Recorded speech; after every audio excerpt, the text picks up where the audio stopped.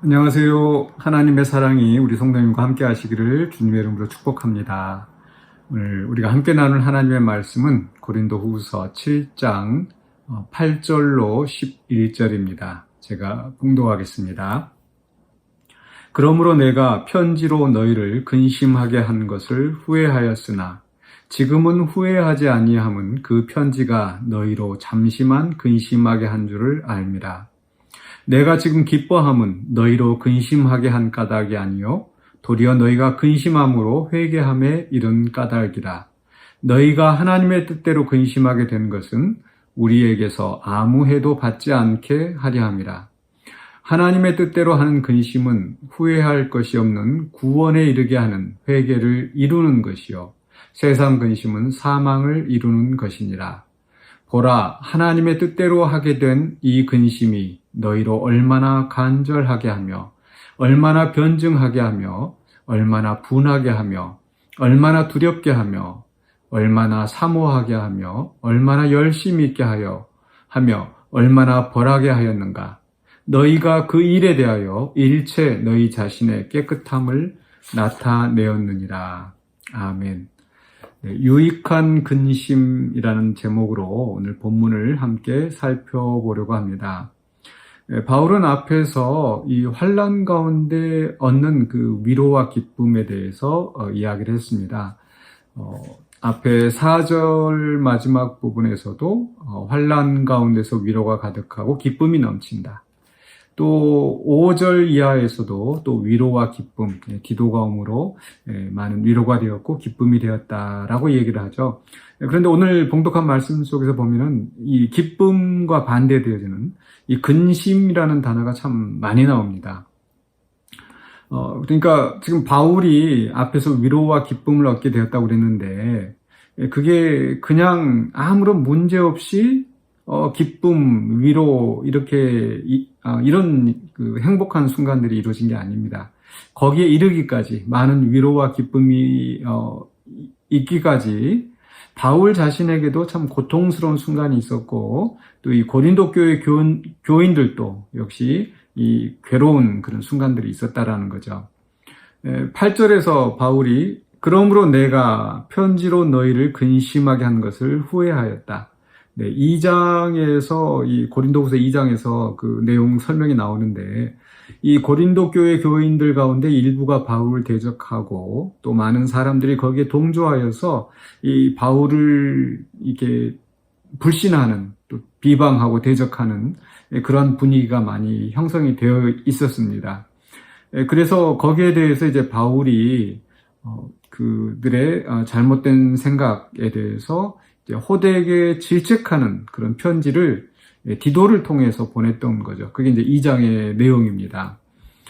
물론 어떤 내용인지 우리에게 전달되지 않기 때문에 우리는 자세한 내용은 알지 못합니다. 그런데 그렇게 편지를 쓰고 나서 바울이 후회하였다. 너무 심했던 게 아닌가? 그렇죠. 우리가 누군가 우리 또 자녀들을 예를 들어서 꾸지람을 할 때 그렇게 또 이 자녀들이 참 풀이 죽어 있는 모습을 보면서 꾸지람을 듣고 풀이 죽어 있는 걸 보면 내가 너무 심한 게 아닌가 뭐 이런 생각이 들 때가 있죠. 또 뭐 자녀들이 아니더라도 친구와의 관계에서 또 내가 너무 심하게 했지 이런 생각이 들 수가 있는 거죠. 바울이 바로 그러했습니다. 기껏 이렇게 권면하는 또 교훈하는 편지를 보냈는데 그게 또 너무 호되게 좀 질책하는 게 아닌가 하는 그런 후회가 들었던 거죠. 그런데 처음에는 그렇게 후회했으나 후회하지 않았다라고 이야기하죠. 왜냐하면 그 편지가 너희로 잠시만 근심하게 하였다라고 근심에 대해서 이야기를 합니다. 그러나 이제는 9절에 보니까 기뻐한다. 근심하지 않고 기뻐하고 오히려 그 근심함으로 너희가 이 근심하게 됨으로 오히려 많은 유익이 있었다라는 거죠. 그러니까 여기서 근심한다라는 거, 사실 우리가 근심 자체만 생각하면 이 부정적인 부정적인 개념을 생각하게 되죠.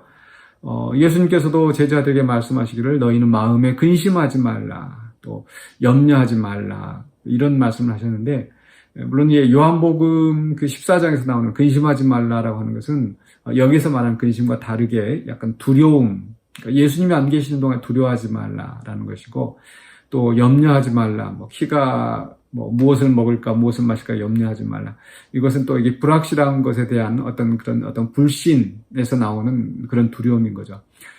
그런데 여기서 말하는 이 근심이라고 하는 것은 슬퍼하는 거, 괴로워하는 거, 그런 뜻입니다.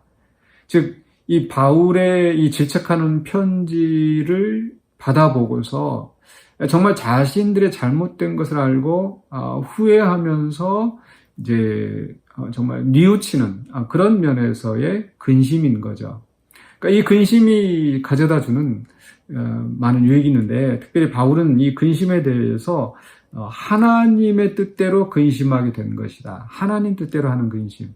이런 말이 자주 반복됩니다. 10절에 가서도 하나님의 뜻대로 하는 근심은 후회할 것이 없는, 이렇게 쭉 나오고, 11절에서도 보라 하나님의 뜻대로 하게 된 이 근심이, 하나님 뜻대로 하는 근심, 이게 바로 유익한 근심, 많은 유익한 결과를 가져오는 거고, 반대로 세상 근심은 사망을 이루는 것이다. 10절 후반부에 세상 근심은 사망을 이루는 것이다.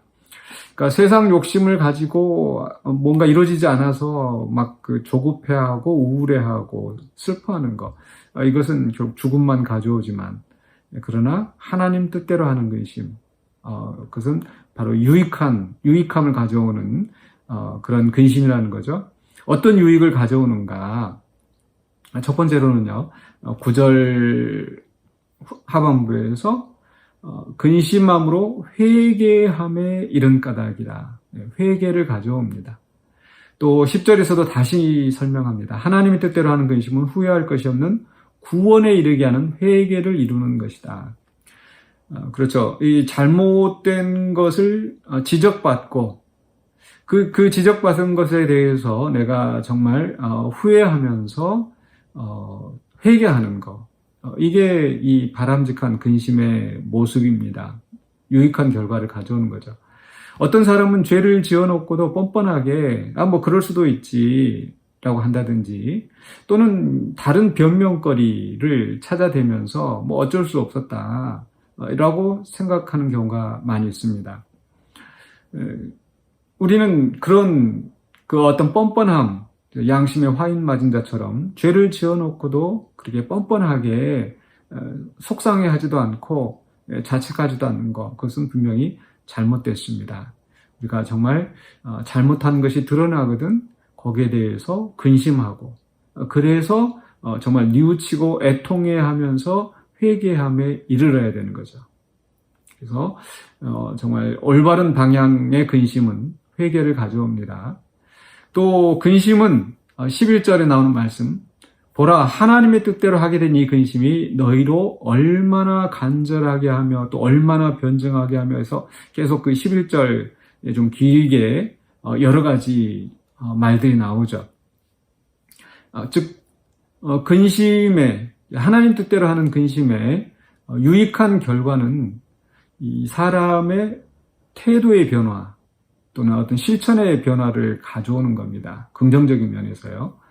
여기에서 쓰여진 단어들이 얼마나 간절하게 하며, 얼마나 변증하게 하며, 또 얼마나 분하게 하며, 얼마나 두렵게 하며, 약간 부정적인 단어들도 섞여 있습니다. 그런데 그것을 좀 잘 이해할 필요가 있어요. 먼저 얼마나 간절하게 하며, 지금 이 고린도 교회 교인들이 바울을 대적하였다가 그들이 잘못 오해하였다는 거, 또 잘못했다는 걸 알고 바울을 보기를 간절히 원하는 겁니다. 또 얼마나 변증하게 하며, 누군가 바울을 비난하고 할 때 거기에 대해서 바르게 변증하려고 하는 그런 태도를 가졌다고 생각할 수도 있겠고요. 또 얼마나 분하게 하며, 화를 내는 것 자체가 나쁘다 이렇게 생각할 수도 있는데요. 지금 또 누군가 또 바울을 대적하고 비난할 때 맞서서 분을 내는 거죠. 또는 자기 자신들의 잘못한 것에 대해서 또 분을 내는, 내가 왜 그랬을까 하는 그런 분으로 이해될 수도 있는 거고, 또 얼마나 두렵게 하며, 자신들의 잘못에 대해서 그 결과가 얼마나 클지 나쁜 결과를 가져올지 두려워하는 것, 이것도 역시 바람직한 태도의 변화인 겁니다. 계속해서 얼마나 사모하고 또 얼마나 열심히 있게 하고 얼마나 벌하게 하는가, 다 나름대로 이렇게 의미가 있는 좋은 태도의 변화를 가져오는 그런 것들이죠. 그러니까 우리가 잘못을 지적받았을 때 바른 근심으로 회개하고, 또 회개하는 데서만 그치는 것이 아니라 우리의 태도가 변화되어서 바람직한 방향으로 나가야 될 줄로 믿습니다. 그 시작이 바로 하나님 뜻대로 하는 근심에서 시작됩니다. 세 번째 유익은요, 11절 마지막에 너희가 그 일에 대하여 일체 너희 자신의 깨끗함을 나타내었느니라. 마음의 태도, 행동의 변화를 가져오면 이제 바른 삶을 살게 되겠죠. 그래서 이런 고린도 교회 교인들이 지금 잘못이 없는 것은 아니었지만, 이 바른 근심을 통해서, 하나님 뜻대로 하는 근심을 통해서 회개하고 삶의 태도가 변화되어지고, 그리고 깨끗함을 나타내었다. 순결하게 되는 겁니다. 의롭게 되는 겁니다. 우리가 뭔가 몸에 이렇게 오염된 더러운 것이 묻었을 때는 깨끗하게 씻어내는 것처럼 우리는 그런 과정이 필요하죠. 분명히 우리가 살아가면서 실수하기도 하고 잘못하기도 하고 그렇습니다. 우리 죄악된 본성으로 말미암아서요. 그런데 우리에게는 변화될 수 있는 기회가 있습니다. 바로 하나님 뜻대로 하는 근심.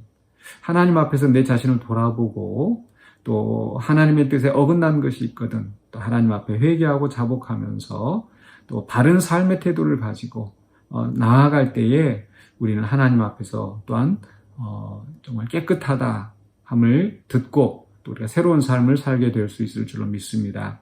그러할 때에 우리가 또 다른 사람과의 오해가 풀려나고, 바울이 고린도 교회 성도들 생각할 때 기쁨이 되고 위로가 되었던 것처럼, 우리도 비록 우리가 잘못하고 실수한 것이 있다 할지라도 이렇게 근심하고 회개하면서 바른 길로 들어설 때 또 우리가 다른 사람에게도 유익이 되어지고 기쁨이 되고, 또 무엇보다도 누구보다도 하나님께 기쁨이 되는 우리가 될 줄로 믿습니다. 그래서 하나님의 뜻대로 하는 근심 가운데서 또 이렇게 성숙하고 또 바르게 설 수 있는 저와 여러분이 되시기를 주님의 이름으로 축원합니다. 기도하겠습니다. 사랑해 주님, 감사합니다. 오늘 우리에게 주신 말씀을 통하여서 세상 근심, 내 욕심을 따라하는 그런 근심이 아니라 정말 하나님 뜻대로 하는 근심을 하기를 원합니다.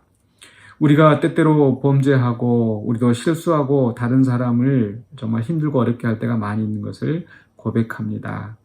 그러나 그런 순간에도 하나님께서 우리의 잘못을 깨우쳐 주시고, 그래야 우리 마음이 온전히 회개하고 변화되어서 하나님을 기쁘시게 하고 많은 사람들에게 유익이 되는 우리의 삶을 살아가게 하여 주시옵소서.